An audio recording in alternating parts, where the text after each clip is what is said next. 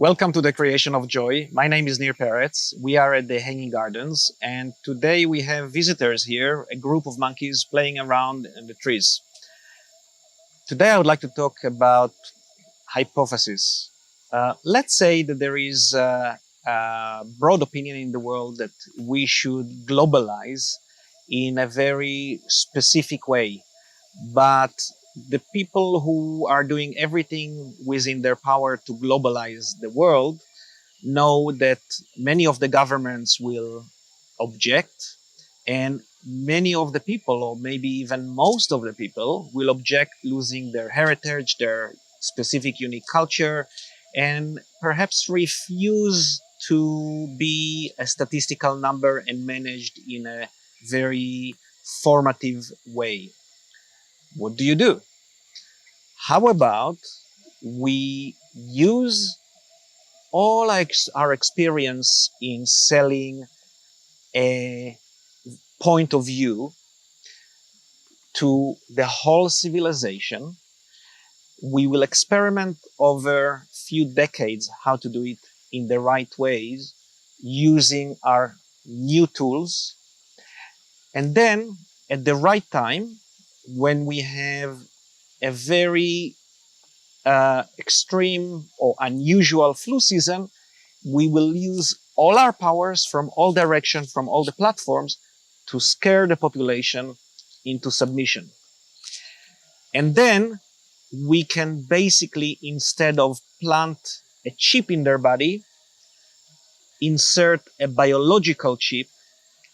And if they will refuse to do that, we will simply prevent their freedom by a way of not allowing them to travel, not allowing them to renew their IDs, their passports, not allowing them to do their usual day-to-day things feeling free. And when you do that, finally you have a system where the whole civilization is on one grid, and you can control them and you can persuade them to do what it is you want to do. Now, I'm not saying that this is what happens now, but of course, when you have a broad institutions who feel that this is the right way, they will never let an opportunity go to waste. So now we are going through a very rapid process where very few people have time to stop and see what is actually happening. We have very little time to analyze the huge tsunami of information we have and find out what is true, what is wrong, to process it and make the right decision. But in the meantime, we can have a huge movement to progress the civilization into this direction, and making a lot of mistakes because we are doing it too fast and we are losing things that we cherish as very, very important for us.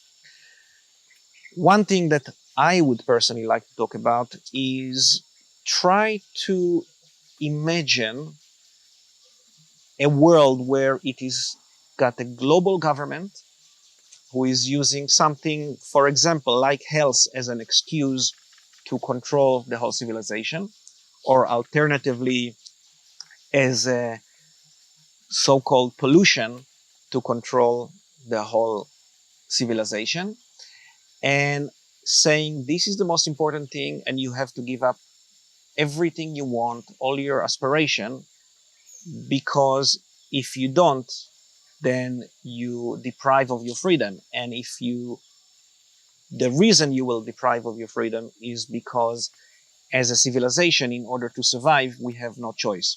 This is quite a strong argument, and you have to know how to argue it. You need to equip yourself with the right tools. So we need to ask ourselves a lot of questions. Who are the people that push for that? What is their motivation? What is the ultimate goal? And if globalization or a level of globalization is inevitable, let's manage it whilst preserving our individuality, because my personal suspicion is that only few people will enjoy the joy in life, and the vast majority will be deprived if we are making these mistakes. And my personal ideology is the creation of joy, but not for a small group of people, but for as many people as possible, and certainly the majority of our civilization. Thank you very much for listening to me, and see you at the next chapter.